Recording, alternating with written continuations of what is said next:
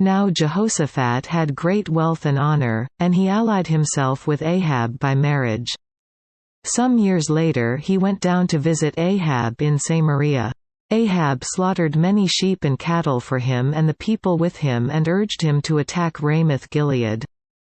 Ahab king of Israel asked Jehoshaphat king of Judah, "Will you go with me against Ramoth-Gilead?" Jehoshaphat replied, "I am as you are. And my people as your people, we will join you in the war." But Jehoshaphat also said to the king of Israel, "First seek the counsel of the Lord." So the king of Israel brought together the prophets 400 men and asked them, "Shall we go to war against Ramoth-Gilead, or shall I refrain?" "Go," they answered, "for God will give it into the king's hand." But Jehoshaphat asked, "Is there not a prophet of the Lord here whom we can inquire of?" The king of Israel answered Jehoshaphat, "There is still one man through whom we can inquire of the Lord. But I hate him because he never prophesies anything good about me, but always bad. He is Micaiah son of Imlah." "The king should not say that," Jehoshaphat replied. So the king of Israel called one of his officials and said, "Bring Micaiah son of Imlah at once." Dressed in their royal robes, the king of Israel and Jehoshaphat king of Judah were sitting on their thrones at the threshing floor by the entrance to the gate of Samaria, with all the prophets prophesying before them. Now Zedekiah son of Kenana had made iron horns. And he declared, "This is what the Lord says, with these you will gore the Arameans until they are destroyed." All the other prophets were prophesying the same thing. "Attack Ramoth-Gilead and be victorious," they said, "for the Lord will give it into the king's hand." The messenger who had gone to summon Micaiah said to him, "Look, as one man the other prophets are predicting success for the king. Let your word agree with theirs, and speak favorably." But Micaiah said, "As surely as the Lord lives, I can tell him only what my God says."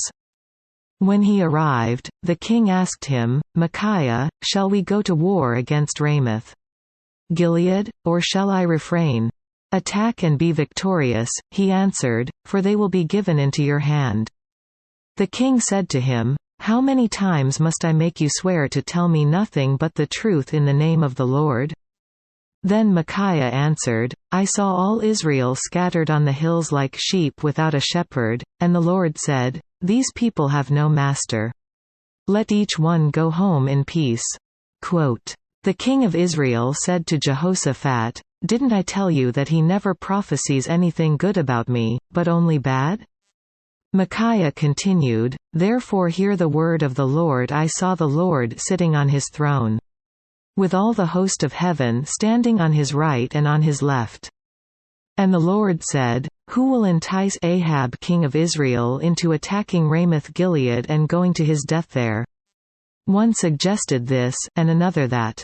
Finally, a spirit came forward, stood before the Lord and said, 'I will entice him.'" "By what means?" the Lord asked. "I will go and be a lying spirit in the mouths of all his prophets," he said. "You will succeed in enticing him," said the Lord. "Go and do it." So now the Lord has put a lying spirit in the mouths of these prophets of yours. The Lord has decreed disaster for you. Then Zedekiah son of Kenana went up and slapped Micaiah in the face. "Which way did the Spirit from the Lord go when he went from me to speak to you?" he asked. Micaiah replied, "You will find out on the day you go to hide in an inner room." The king of Israel then ordered, "Take Micaiah and send him back to Amon the ruler of the city and to Joash the king's son.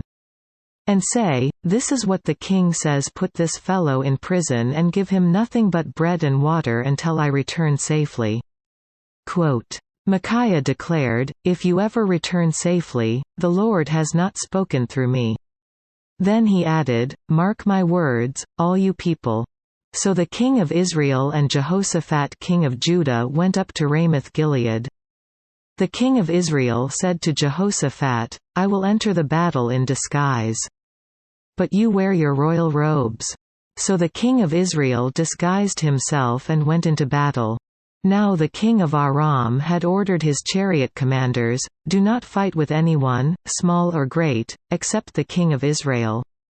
When the chariot commanders saw Jehoshaphat, they thought, "This is the king of Israel." So they turned to attack him. But Jehoshaphat cried out, and the Lord helped him. God drew them away from him. For when the chariot commanders saw that he was not the king of Israel, they stopped pursuing him. But someone drew his bow at random and hit the king of Israel between the sections of his armor. The king told the chariot driver, "Wheel around and get me out of the fighting. I've been wounded." All day long the battle raged, and the king of Israel propped himself up in his chariot facing the Arameans until evening.